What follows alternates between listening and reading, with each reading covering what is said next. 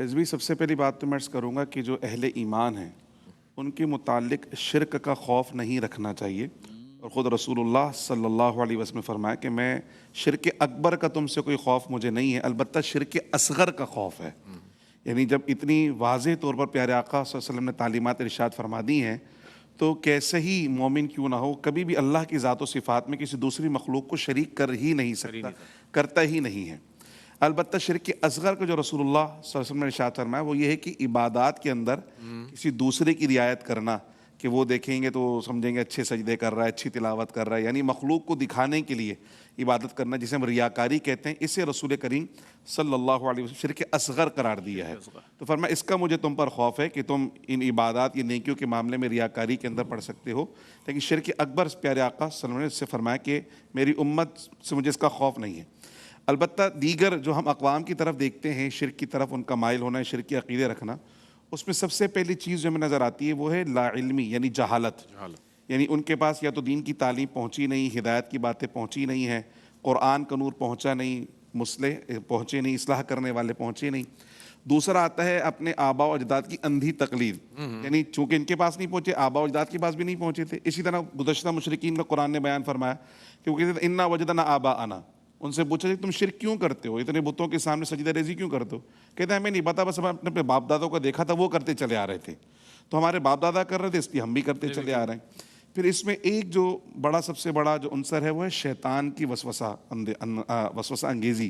کہ شیطان جو ہے وہ لوگوں کو شرک کی طرف لے کر جاتا ہے اور اللہ سبحانہ و تعالیٰ سے دور کرنے کی کوشش کرتا ہے۔ جو شرک کے اندر مبتلا ہو جاتا ہے وہ اللہ سبحانہ و تعالیٰ سے دور ہو جاتا ہے۔ پھر اس کے اندر ایک چیز نظر آتی ہے تواہم پرستی، کہ جب کسی مصیبت میں ہے، پریشانی میں ہے،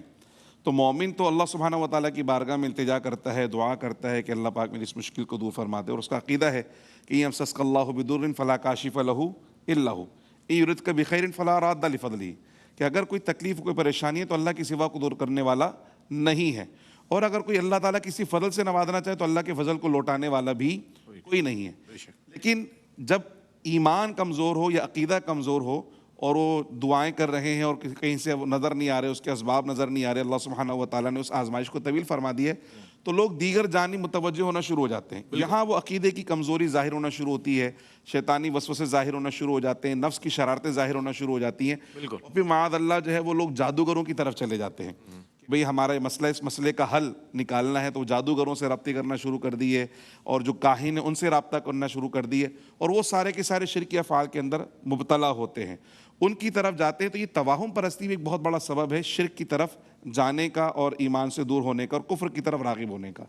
جہاں تک تعلق اس کی تباہ کاریوں کی، تو تباہ کاری میں سب سے پہلی تباہ کاری تو یہ ہے کہ دنیا بھی برباد اور آخرت بھی برباد ہے۔ قرآن مجید فرقان حمید میں اللہ سبحانہ و تعالیٰ نے واضح ارشاد فرمایا، جیسے ہم نے گزشتہ سیگمنٹ میں بھی عرض کیا تھا کہ اللہ پاک سارے گناہوں کو معاف فرماتا ہے، لیکن فرمایا شرک کو کبھی معاف نہیں فرمائے گا۔ اسی طرح شرک جو ہے وہ اعمال کی بربادی کا، یعنی جتنے بھی اچھے کام کر لے بندہ، لیکن اگر ایمان نہیں ہے یا توحید پر اس کا ایمان نہیں ہے تو اس کی کوئی نیکی، کوئی بھلائی اور کوئی بھی اعمال صالحہ یا اللہ کی مخلوق کو بھلا پہنچانا اس کے کام نہیں آ پائے گا۔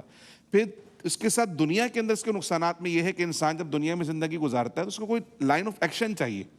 کہ میں کس طرح سے زندگی گزاروں، اور میرے نظم و ضبط کیا ہوگا، ڈسپلن کیا ہوگا۔ جو توحید کا ماننے والا اس کے پاس ایک ڈسپلن ہے، اسے پتہ ہے کہ اللہ واحد وہ میرا معبود ہے، میں نے صرف اس کی عبادت کرنی ہے اور صرف اس کو راضی کرنا ہے، اس کے علاوہ کسی کو راضی نہیں کرنا۔ لیکن جو شرک کی طرف ہے وہ پریشان ہو جاتا ہے کہ میں کس کس کو راضی کروں، یعنی اگر بارش کرنی ہے تو کسی اور خدا کو راضی کرنا پڑے گا، اولاد چاہیے تو کسی اور خدا کو راضی کرنا پڑے گا، زندگی کی خوشحالی چاہیے تو کسی اور خدا کو منانا پڑے گا، اور آخرت کی خوشحالی چاہیے تو کسی اور خدا کو منانا پڑے گا۔ تو وہ انتہائی ذہنی انتشار کا شکار ہو جاتا ہے کہ میں کیا کیا کروں، کس کس کو مناؤں۔